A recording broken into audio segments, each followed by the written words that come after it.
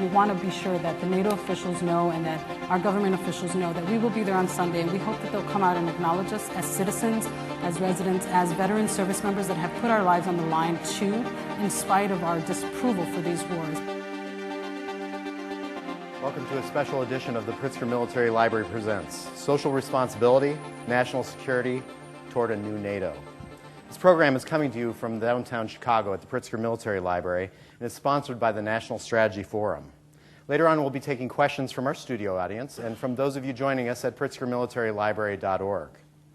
Library is proud to partner with the National Strategy Forum on this program because it fits so perfectly with our mission to expand public knowledge of citizen soldiers through the promotion of nonpartisan public forums where we can facilitate discussion of the past, the present, the future of the armed services and the issues surrounding the armed services. This panel discussion is taking place just days before the 2012 NATO summit and features both NATO experts and demonstrators opposed to NATO and will be moderated by Richard E. Friedman from the National Strategy Forum. Please join me in welcoming to the Pritzker Military Library, Dick Friedman.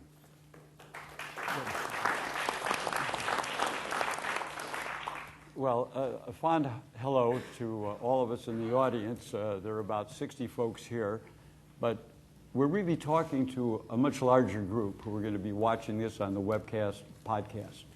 So we're going to magnify this communication. I hope there are 100,000 people who are going to be watching that, folks who have differing views, and perhaps a lot of folks who don't have a great deal of information about NATO and the Transatlantic Alliance. So that's my hello, and the welcome is this, that we're going to be discussing some very serious matters. And I know that a lot of people who are out there, some folks who are here in the audience, have come a long way. Talked to a couple of folks just outside of the studio a few moments ago who had been on a bus for 18 hours without anything to eat. They came here for a very serious purpose, and we're not going to disappoint them. So in any event, welcome to all. It's an opportunity to see this marvelous Chicago global city. I hope that in addition to the business that you're going to conduct, that you'll have an opportunity to see some of the wonders of Chicago. It's really a marvelous city, and I hope that this will be the first of many return visits. So the question before us is simply this: why are we here? And as one of my compatriots who said a while back, it's been a long time coming. It's really a pretty simple proposition. A lot of folks have come here for one reason: to be heard. And thank goodness we have the First Amendment. Peacefully assemble, petition grievances to government. That's why we're here. We're encouraging discussion. So in addition to wanting to be heard, there's a reciprocal. It's to listen, and I hope this is only the first step. We're going to listen, we're going to be heard, but let's say towards the end of this program, we'll come up with some ideas to move forward to the next step. So the theme tonight is social responsibility and national security. They're not a dichotomy. There's a bridge. I hope that we can explore this possibility and perhaps end up with some minimal common cause. That's not the purpose of this event tonight. It's to air grievances, to listen respectfully, and try to respond. And in a moment, I'm going to introduce the panelists. About 2/3 of the way through, we're going to have questions from the audience. And I think most of you have had these small cards passed out. If you can write legibly in about 10 or 12 words, we'll try to do those. And also, we have a very large international listening audience. So we have a facility for getting those questions before us, and we're going to try to do that all in about 12 or 14 minutes. My instructions to my fellow panelists are pretty simple: short, to the point, and this is the hook. So let's start out and explore what we said that we were going to do. And let me make a very brief introduction. A new friend, Iris Feliciano, a Master Sergeant in the Marines, service overseas. We share a strong interest in accommodating the personal needs of returning veterans. Iris, let's talk about your issue, but let me say to the rest of the panel that we're focusing on NATO. The NATO summit is here. That's on stage. Let's respect that. But obviously, there are a lot of tangential issues that we're going to discuss. So, Iris, you're up. Just for a quick correction, it was a staff sergeant in the Marine Corps. Okay. But thank you for the promotion. So yes, so I served over 10 years in the Marine Corps, and I deployed in January of 2002 in support of Operation Enduring Freedom. I did communications. I was a communications specialist, specifically in support of troops going in and out of Afghanistan early on in that war. And so I'm here representing the Iraq Veterans Against the War. In spite of the name and the specificity of the name, there are many members of VAW, for short, that have served in both Iraq and Afghanistan. And so I never served in Iraq, so I want to make that clear too. But we're here to talk about our grievances. We are protesting on Sunday, and we're going to do a march of reconciliation and justice, where we're asking for NATO officials to come and meet us, to acknowledge us as citizens, as members of their lead country in that alliance, and to respectfully receive our medals back. We are returning our Global War on Terrorism service medals and expeditionary medals. We have decided as an organization that we no longer want to keep these tokens of symbols of failed politics in this ongoing war that's led by U.S. and NATO. Well, thank you. I think that's a very eloquent statement. We had an opportunity earlier today to talk to a number of your service people, peers. Very moving experience, and I think the numbers are roughly in the area of 20% or more. Returning vets come back to their homes and their families with enormous, not only physical, but physiological and mental problems as well. This is something that Iris are going to be picking up and working on next week. Our next panelist is Jay Williams. Jay is a professor at Loyola University. His field is political science. He's a retired Navy captain in the reserves. But most importantly, Jay is a book writer, and he's head of a wonderful international organization, the Inter-University Seminar. On Armed Forces and Society. Yeah. And some 700 political scientists who focus on the issues of military, sociology, and the like. Jay, your turn. I'd like to begin by saying to Iris that I honor your service and the service of all the people in your organization. And although we may disagree on the lessons that we have learned, I have only but the greatest respect for what you have done. And as Staff Sergeant in the Marines is a very big deal. I want to talk about a little overview here, that we talk about NATO as if it was an organization by itself. It isn't really. And I think complaints about NATO are really better directed at the governments that sponsor NATO, because the NATO is the sum of its parts. I think a lot of the objection is really to U.S. policy, and I have objections about some of it myself. So I think that's really the actual target, but that's fair enough. NATO was created out of a certain set of circumstances. As Lord Ismay, the first Secretary General, said, to keep the Russians out, the Americans in, and the Germans down. Well, the Russians are coming back. The Americans are not as interested, and the Germans are, linchpin of Europe now. So it's changed. NATO is evolving. Well, into what? I think it's a work in progress.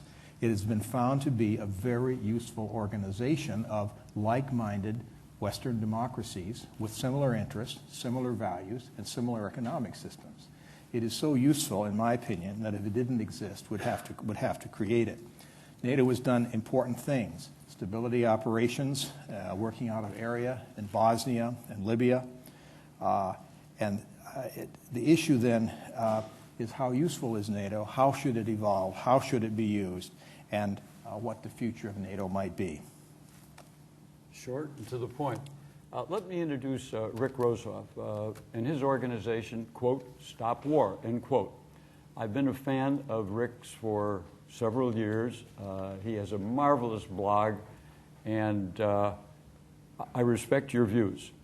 And to put it in a nutshell, stop war, as it implies, you want to stop NATO as well. Rick, it's all yours. Thank you very much. I know the title contains an allusion to a new NATO. I just want to make it clear I'm not in favor of a new NATO, a reformed NATO, kinder, gentler NATO. I'm in favor, absolutely, of the abolition of NATO, which is the world's only military bloc, and in my estimate, the greatest threat to world peace. I'm going to take a quote from Sophocles, Oedipus at Colonus, and I'm going to apply it to NATO. Not to be born at all is the best, the next best when born, with least delay to trace the backward way to oblivion and non-existence. NATO was the first Cold War military bloc created 63 years ago last month. It is the only remaining Cold War military bloc. All the others were either modeled after NATO or came into existence as a counter force to NATO, including the Warsaw Pact, which dissolved itself 21 years ago.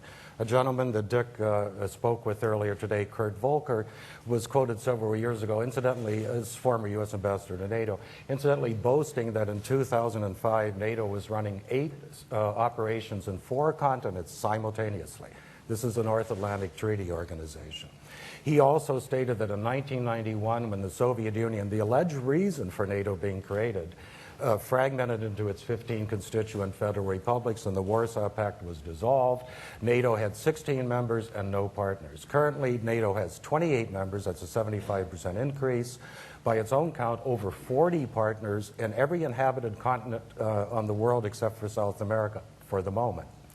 NATO is the largest military bloc in human history with 28 members.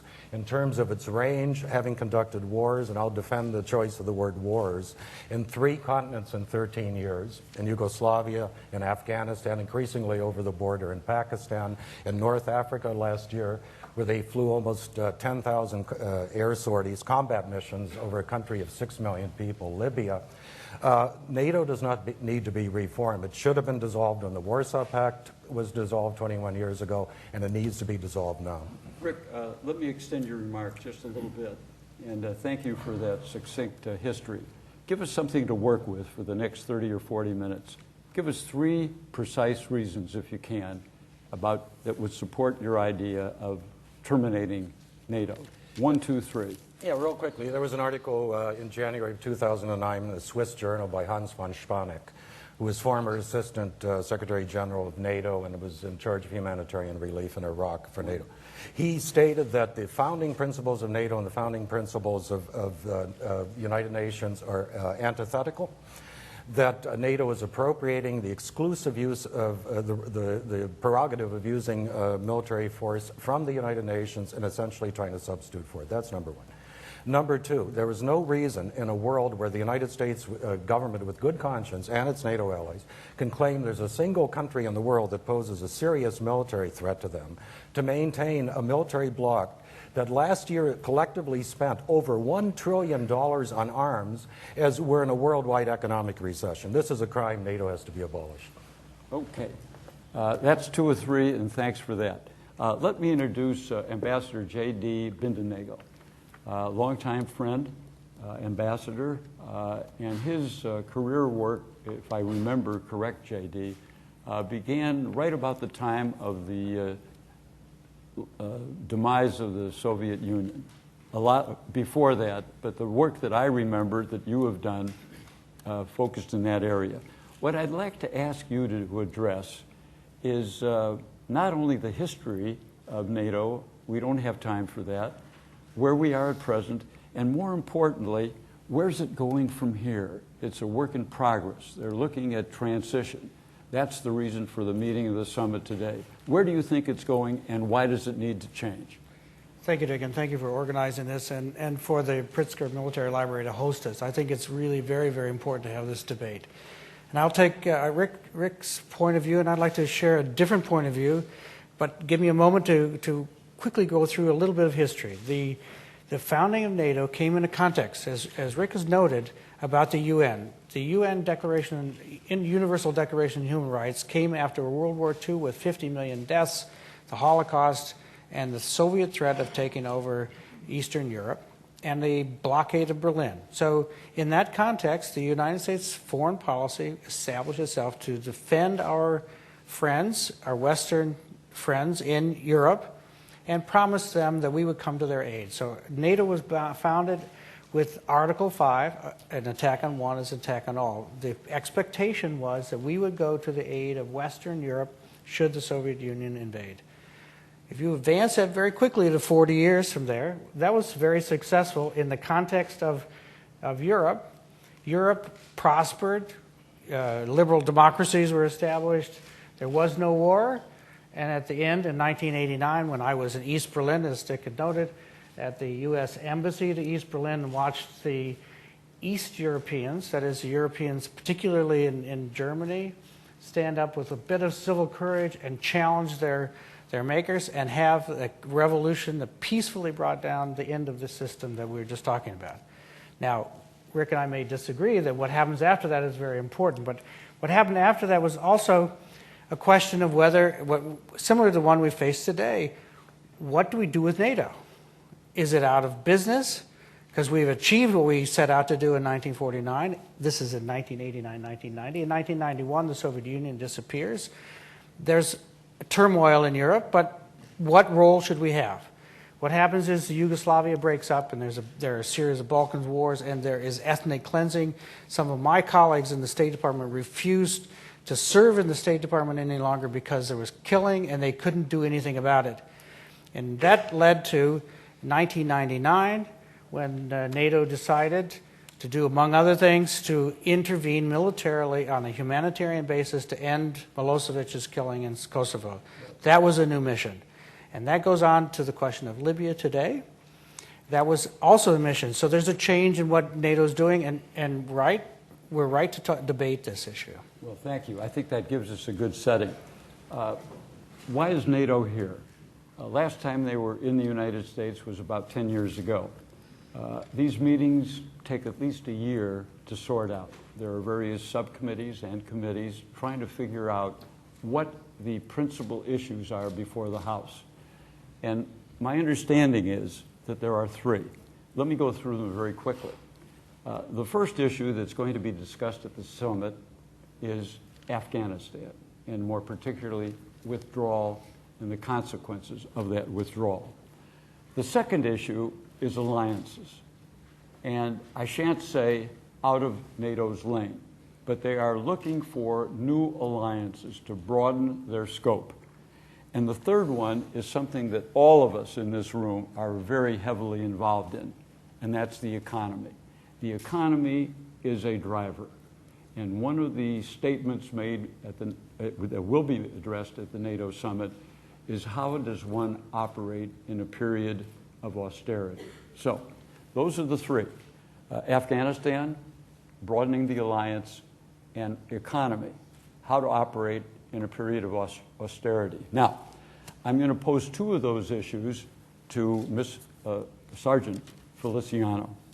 Iris, you're working in a couple of areas. One, Afghanistan and Iraq, your peers. The second one, I'm going to skip over the alliance, but tell me about the economy, austerity.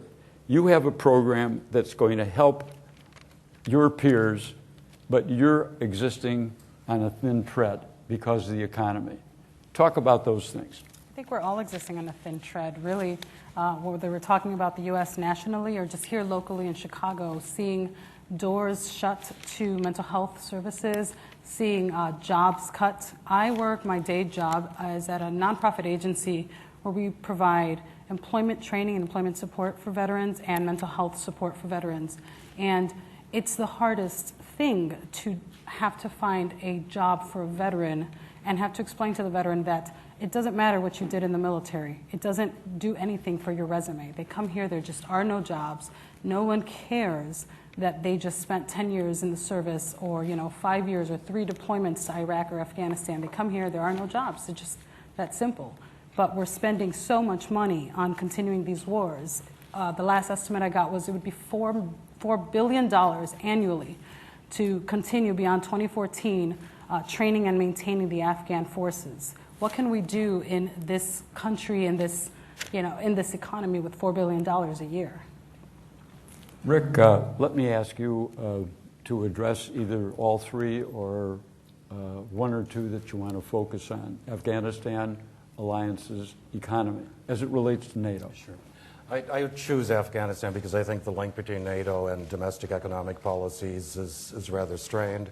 Though in Europe it's a lot more prevalent. My colleague here was mentioning what is known as smart defense. I believe you were too. What NATO calls pulling resources in times of austerity and so forth. However, I think Afghanistan is very noteworthy. Again, in the public relations material that is gushing out of every sewer in Chicago in favor of NATO over the past year, I mean, it's unbelievable saturation.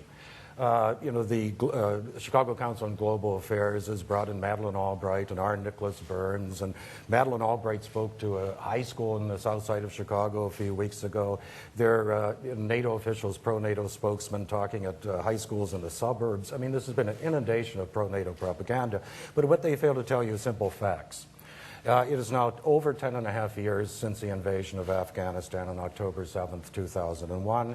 This is the longest war in the history of Afghanistan. It is arguably the longest war as defined by continuous independent combat operations in the history of the United States. As of last year, the NATO-led International Security Assistance Force had 152,000 troops from 50 nations. This is far larger than the Soviet peak strength, during the earlier Afghan war.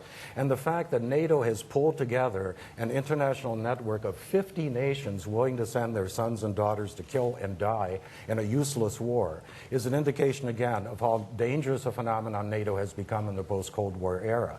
There have been statements by leading NATO military officials like Admiral James Stavridis, who's a major NATO military commander in Europe, of late, praising the role of American allies in Kosovo, Yugoslavia, in Afghanistan, and in Libya. That is, wars, again, in 3 continents, and basically suggesting that the wars aren't meant to be won. They're used as testing grounds for the United States and NATO to build up a global expeditionary military force for the next war. And if I may, real quickly, the Washington Post last month had an editorial calling for NATO intervention in Mali, in northwestern Africa. Several times over the past week, the Prime Minister of Turkey has talked about invoking NATO's Article 5 Mutual Military Assistance Clause, which would mean war against Syria. This is a mechanism that evidently any major member of the alliance at any point can go to Brussels, invoke Article 5, and declare war on people in most every part of the world. It is nothing less than that. Thank you. Let's move on to another issue. We've talked about the history of NATO. Let's look for some underlying causation. In talking to a lot of the folks who have brought their grievances to Chicago, here's what I tease out of those conversations. Social responsibility. I think the folks around this table, it's not isolated to those who oppose NATO, but I think all of us around these tables, and maybe all of us in this audience, we have a concern about social responsibility. So if I could put up the umbrella of what brings us together, it's social responsibility and national security. That's not a dichotomy. I'm looking for a nexus. Professor Williams. Dick, I take a backseat to nobody in complaints about how the Iraq War was fought, or whether it should have been, or whether Afghanistan should have been fought, or was it fought the right way. But these are not really NATO issues. They have to do with U.S. national security policy.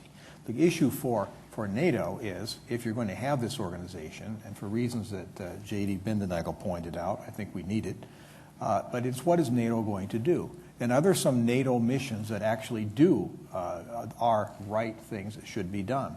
Arguably, using military forces to stop a genocide is a good idea. The problem isn't the use of force, it's how are you using it and for what purpose. General Dallier in Rwanda said, Canadian UN commander said 5,000 troops could stop a genocide, and it's coming. And those troops were not forthcoming because we were concerned about the Black Hawk Down in Mogadishu. We did not support that. We should have. That was the time when we actually did need to use force. To combat piracy, humanitarian relief, peacekeeping, these things require the use of force. All of these things, which I think are arguably good things to do, presuppose military capability. Now, can military capability sometimes be misused? Absolutely. Can it be used for reasons that were not worth it?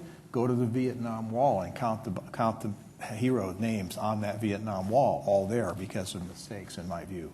So yes, they surely can be, but you have to recall that sometimes force is necessary. NATO is an efficient way to do it. JD, let me see if you can blend a couple of themes that we've talked about so far. One is economic austerity. There just isn't enough to go around, enough money. Secondly, we talked about social responsibility. And your understanding is that NATO is not only a military, it's a political organization, it's also a societal organization. What about enhancing issues relating to social responsibility? I'm not talking about nation building, state building, but what are some of the things that NATO can do that are unique to their ability? I'd like to pick up on two things, Dick. One is I'd like to respond also to Rick's comment about NATO usurping the role of the United Nations. And go back to the beginning, the Universal Declaration of Human Rights was a reason for NATO. I disagree with Rick on Kosovo and Libya because, as Jay has pointed out, there is a role to stop humanitarian disasters. That is a role that is very important and helps provide stability and peace in the countries. So the question you raise is then the second issue, which is if combat is what we're talking about, we can have a disagreement on combat or not, but there's another element of the military that actually has a role, and that is in stability and reconstruction. But it goes beyond stability and reconstruction, as we're talking about in Afghanistan. Look at what has happened to Western Europe with the presence of NATO. The presence of NATO has made it possible for stability, security to be enhanced for 60 years in Western and now all of Europe, and the European Union to develop economically. So to your point about economic austerity, if you have security and stability, and also in Afghanistan, if you can create the climate for security, you can create the climate for growth, economic growth and stability, then there is less use for the military than there is. So now that's a philosophical response, but you can bring in stability and reconstruction operations into Afghanistan that can help them build their economy and can get us out of there before beyond 2024, where we are spending. And I share the view that we're dedicating resources in that country to provide stability and reconstruction when we are not doing that at home. It's a very hard argument to make. If we did not do that in Afghanistan, or had we not done that in Western Europe, what would have been the outcome? Would have been a better outcome or not a better? I would argue that the military can provide a force that allows for growth and economic prosperity and peace without being deployed. That is, we did in Western Europe for 40 years, we deployed millions and millions of soldiers, and it worked. That is, we didn't go to war. Now we're in a position in Afghanistan, can we do the same? Can we have a military presence that isn't a combat presence that actually helps build the economy? Thank you. Society. Before we get on to the next segment, whoever is helping out with the cards, I'm about to panic. So if you could bring down 8 or 10 cards while we're talking about the next segment, we'll be ready to go for the very important question and answer section. Let us turn to another issue, and maybe it's tied in peripherally to what we've talked about before. Another banner, personal safety and security. What binds us all together? When we go back at home, what are we looking for? Personal safety for ourselves, for our family. We're looking for security, job security, and the like. A buzzword, personal safety and security. And maybe we can toss out another issue that is embedded in what we've been talking about before, and that's violence. What is NATO for? Basically, it's an anti-violence organization. Although I think, Rick, you could take the other side of the argument. Yeah, and I know that I'm going to get a rise out of you on that one. But let me just pursue it for the moment. Violence is obvious when you go to war. But the question is, why are you going to war? Are you doing that to preserve and enhance personal safety and security? Are you using violence to create less violence? That's a tough proposition. And Rick, let me push your button because I'm sure you don't agree with that theory. You know, I'm reminded of a statement by a French writer in the 1800s who says, "Cannon aren't forged to be displayed in public parks." You don't build the mightiest military alliance in human history except to either be able to wage war, or threaten to wage war. Those are the three reasons you do it. I have to contend, I have to take issue with a contention that I was taught in grade school as we were hiding under desks and waiting for the nuclear annihilation of the globe, that Soviet divisions were just perched, in somewhere around Berlin, ready to pour all the way to the English Channel and then somehow on pontoon boats get over to New York. It's very easy to set up a man of straw. It's very easy to say, if NATO had not been created in 1949, there'd be a red star flying over this building. And then saying, well, as it didn't happen, we were successful. I take issue with that, at root on that. Second of all, in every instance we've seen of NATO military intervention, Bosnia, Yugoslavia, Kosovo, Afghanistan, Libya, NATO entered the fray on behalf of one group of armed belligerents against another group of armed belligerents. They did not bring peace. They won the war for their clients. And this is a very dubious sort of peace if an alliance whose collective population of almost 900 million people and accounting for somewhere 70 to 75% of global military spending, including 3 nuclear powers, can bring to their knees a country like Yugoslavia with a population of 10 million or Libya with a country of 6.5 million. That's nothing to boast about. Well, thank you for that. Let's move on to another issue. And I didn't get anywhere with my personal safety and security and my anti-violence thought, but let's go on to another one. Do you think, based on our conversation and your life experience and your long-time service in the military, academia, is there common cause among us based on our differing perspectives? Do you see anything common cause that we've talked about so far, Iris? It's really difficult to look across this table and find common cause, generationally, racially, gender-based. And our views, I guess, even with Rick, I agree with some of your views on stopping NATO, but probably for different reasons. And I didn't get a chance to answer about your personal safety and security question. I'd like to answer to that a bit because I was privy to be in a meeting earlier today with Ambassador Graber, public diplomacy ambassador for NATO, and as she described NATO to us, she said it's also an alliance of values, and that really stayed with me. Thinking of NATO as an alliance of values, countries that share these same values of social responsibility, of peace building, of stability and reconstruction. The troops on the ground are not trained for peacemaking. They're trained to kill, to search and destroy the enemy. They're not trained to turn that mechanism off from one month to the next because policymakers are meeting in Chicago to change that. Just because NATO decides and the allied forces decide we are going to change the policy and change direction here, the troops don't get to turn that switch off. And so when we're talking about social responsibility, I know there's a huge distinction that people keep pointing to between NATO and U.S. policy. But the truth is that NATO is very much led by U.S. policies. And it's really a question of who's leading who in this case. So when I look at the issues that service members of the U.S. forces are dealing with, I don't see that as very different from NATO policies and what's taking place here in the next couple of days, the decisions that will come out of there. Rick, I'm going to skip over you about common cause because I think I know your answer. But let me try with you, Professor Williams. Jay, is there any potential for common cause? Is there a slender thread that you can pull out of this conversation? It's not a slender thread. It's a huge rope. Everybody here has a set of values that at the basis are very much similar. I think everybody at this table has a set of humane values that they would like to see implemented. I think we agree with far more things than we disagree. Everybody up here, except when we're talking about a particular issue, might agree on more things than we disagree. So I think this conversation that we're having is a good way to begin the discussion, to try to find ways by which we are going to agree. Now, are we ever going to agree as to whether we should spend more money or less money on the military? Probably not.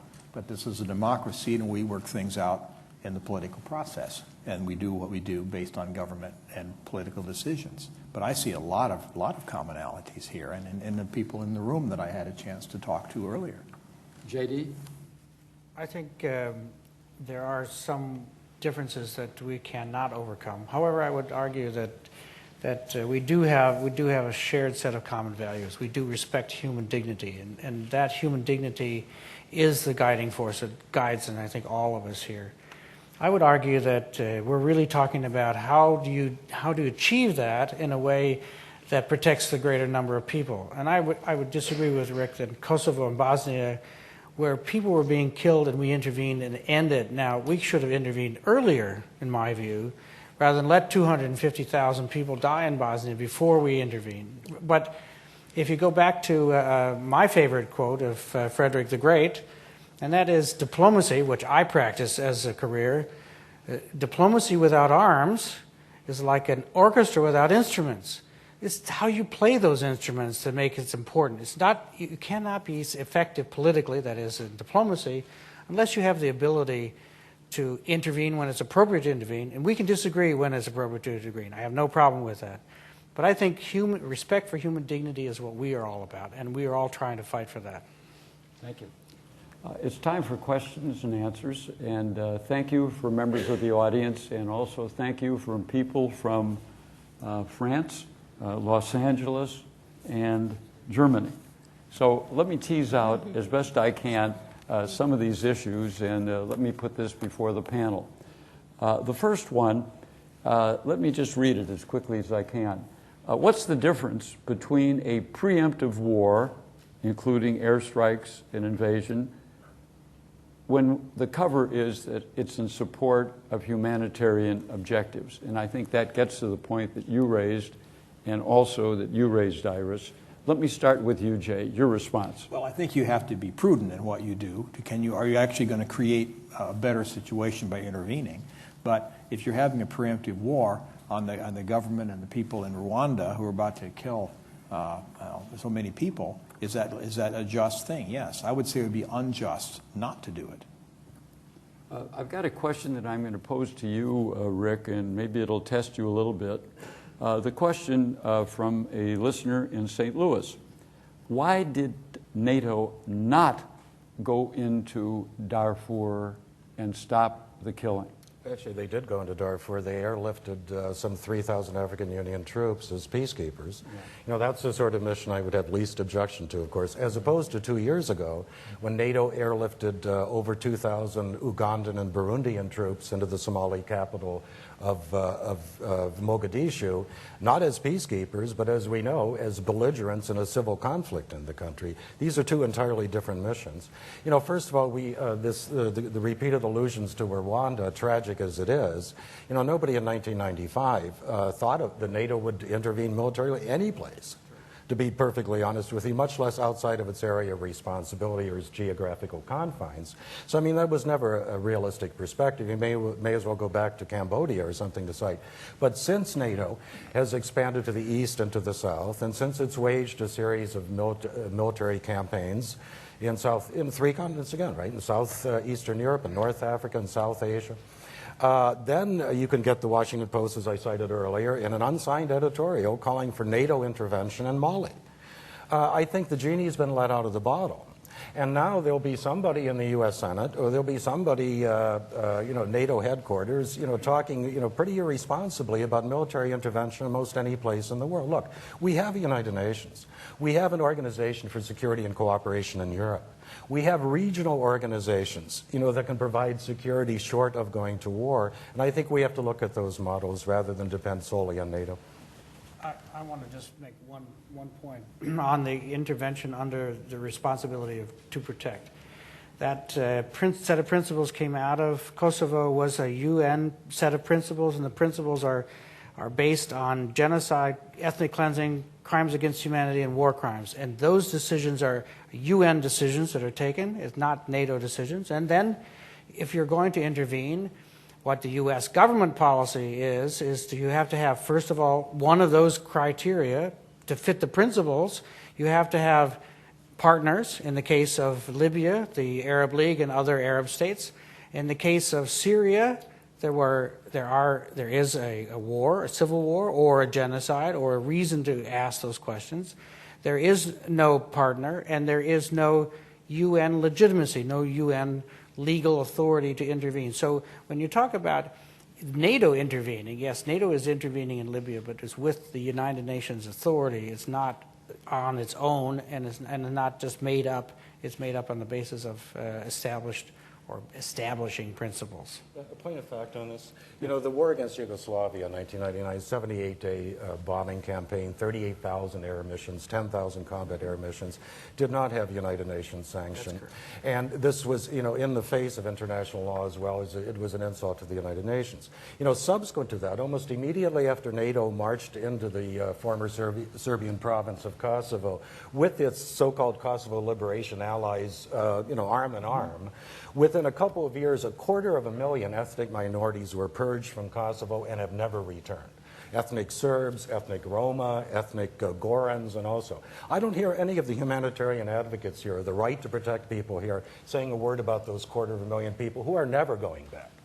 When NATO wages a war again, it wages a war for political and geopolitical objectives, and it sides with one side against another side in a conflict. That has been the track record uniformly since over the last 17 years.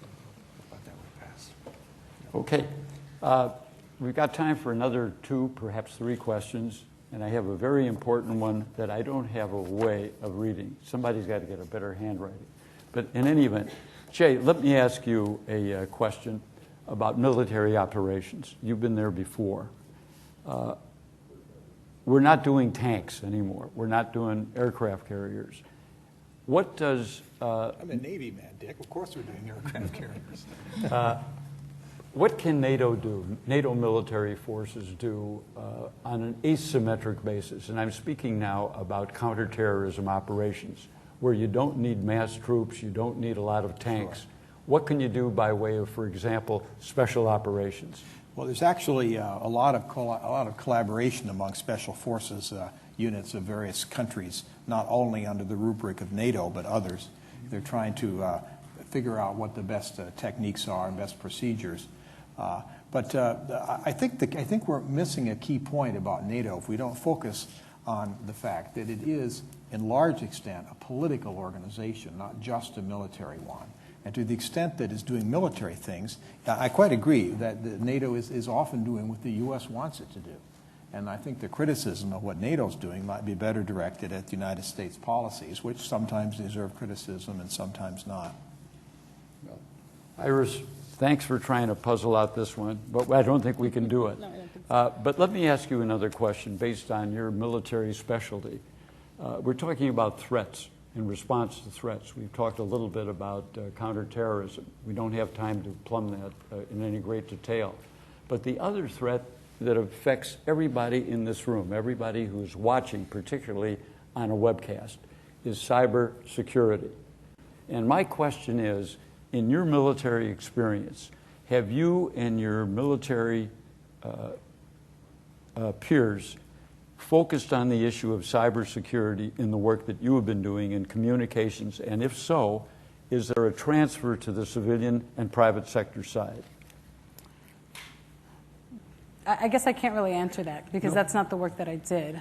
But I think that you've got into the point of it. JD, do you have a thought on that? No, I think cybersecurity is an extremely important issue.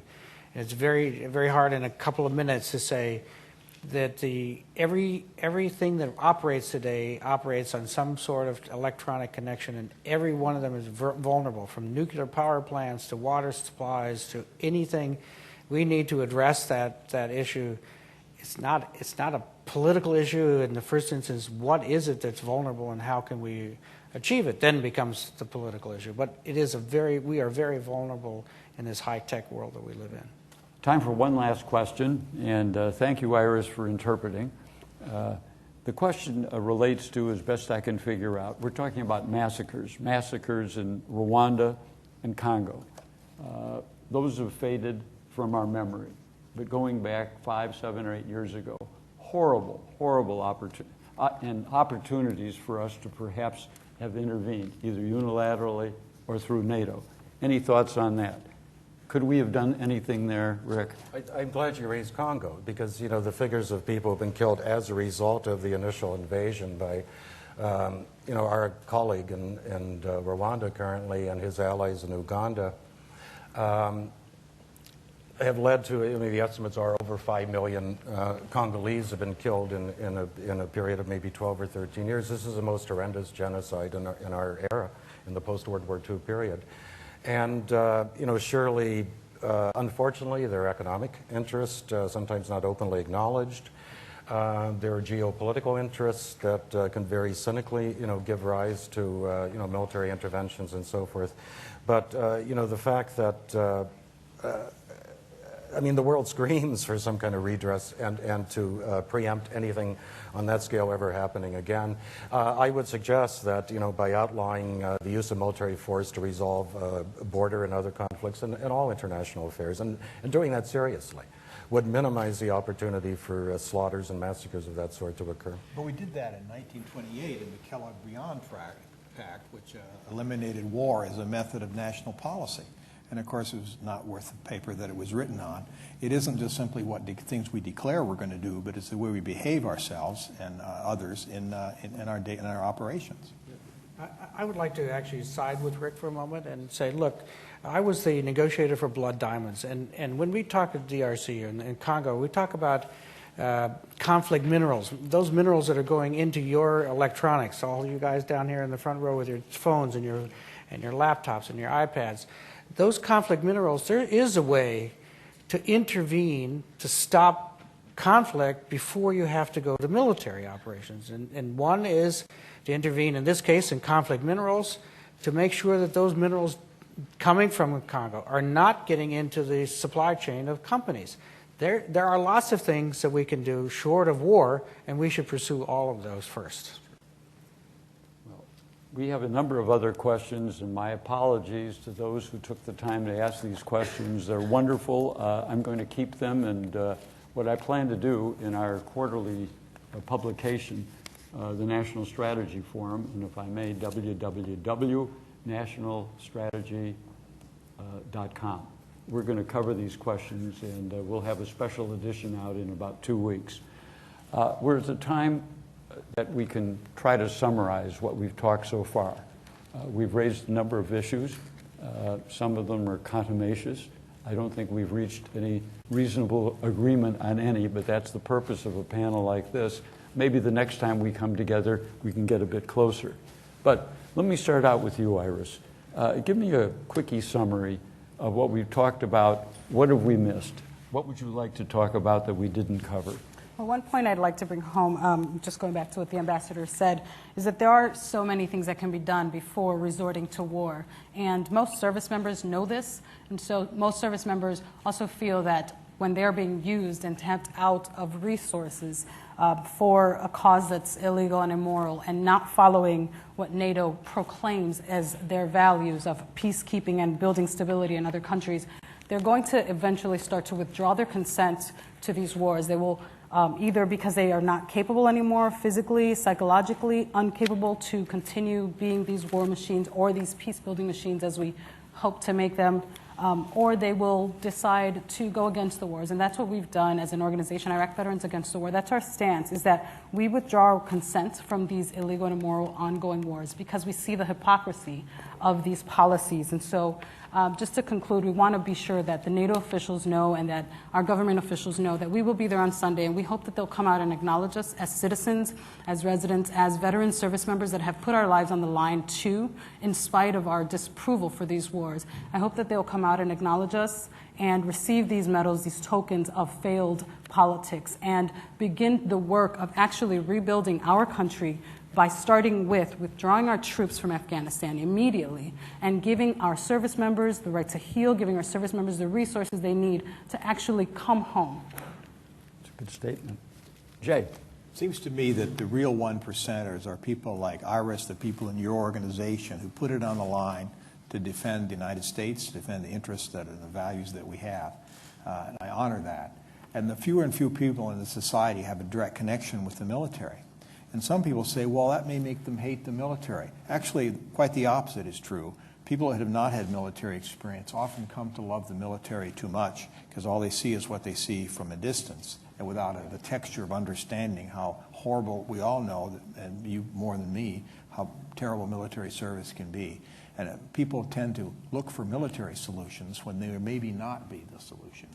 But at the same time, there are some times when it's absolutely necessary. You need to be prepared. You need a powerful military. Rick. I think what we can all agree on, and the flash backwards 21 years, 1991. It's already maybe 4 or 5 years after the end of the Cold War. We have, as was mentioned by a witness, the collapse of the Berlin Wall, the reunification of Germany. The following year, we have what was portrayed on this side of the Atlantic as the evil empire peacefully dissolving itself, for the most part. We have the military alliance it had created 6 years after NATO in a response to NATO also dissolve itself. We had, I think, an expectation, every decent person in this world had an expectation 21 years ago, that if we weren't entering an era of universal peace, we were entering an era of disarmament. We were entering into an era where we weren't going to spend, as variously estimated last year, $711 to $729 billion for the defense in the United States, which in constant dollars is the highest since 1945. That's World War II levels. 21 years after we were given that promise, if not openly, we all felt it, didn't we? Didn't we all believe that 21 years ago, no more military blocs, no more major armed conflicts, no more armed races? The Prime Minister of Russia today, if anyone has not heard it, said that a military intervention into the affairs of other countries could lead to a full-fledged war, including with nuclear weapons. Would you have believed 21 years ago you would hear a statement like that? Would you believe that 2 weeks ago the head of the Russian military, Nikolai Makarov, said if the U.S. and NATO continues their missile shield in Europe, we may have to launch a preemptive attack against them? No, this is a nightmare we've got to wake up from. We've got to demand demilitarization. J.D., final comment. My final thought is, I would like to see a balance also restored. The balance from there is diplomacy and there's the military. Not every problem is solved with military force. We need to invest in this country and in our Western alliance in the things that are used before you use military force. It's not just diplomacy, it's development, it's economic work, it's human rights, it's other things that make it less likely to use the military. But of course, I believe that without the military, you will not be successful politically, but you shouldn't have it only as the first course of last course of resort, only the last. Almost the last word. Iris, put a plug in for your organization real quick. How can the public help you help veterans? Iraq Veterans Against the War has launched a campaign called Operation Recovery, essentially fighting for service members and veterans' right to heal. In the face of these ongoing redeployments, these suggestions from mental health practitioners don't need to be taken seriously by unit commanders. And so we're asking them to take more responsibility and to allow service members the right to heal before having to redeploy to war. And so you can visit us and find out more information at ivaw.org, and please donate to the campaign. Let me wind up with a mini sermonette. And based on what I've heard around the table so far, what we didn't hear was what can we do with this rich bank of knowledge that we've created. We all have blogs, we have journals, we've talked about these issues here. So what? What are we going to do with it? Why did maybe 8,000 or 10,000 people leave their homes in Portland, Oregon, or wherever to come here to share their motivation with us? If you leave here on Monday and you haven't achieved anything, it's feel good. My sense is that in some way, a young generation that we're counting on has to organize themselves and use the political process to their advantage. It's good for NATO. It's good for the states who belong to NATO. It's health-giving for the United States. So you can do that in a number of ways. And I am not here to tell you how to do it. If you do want some guidance, look at the National Strategy Forum. There's a wonderful article about what Machiavelli would have done had he been among the young generation here. So good advice. It's called The New Princes. I would urge that you read it. So I'm about to get the hook. Do I have another 30 seconds? If not, let me thank you. Let me thank the Pritzker Military Library. Let me thank all of you for being here. Let me thank the 100,000 people who are watching this on podcast. Thank you. Let's do something about the causes and the issues. And we've had a great deal of intellectual fun. Thank you and good night.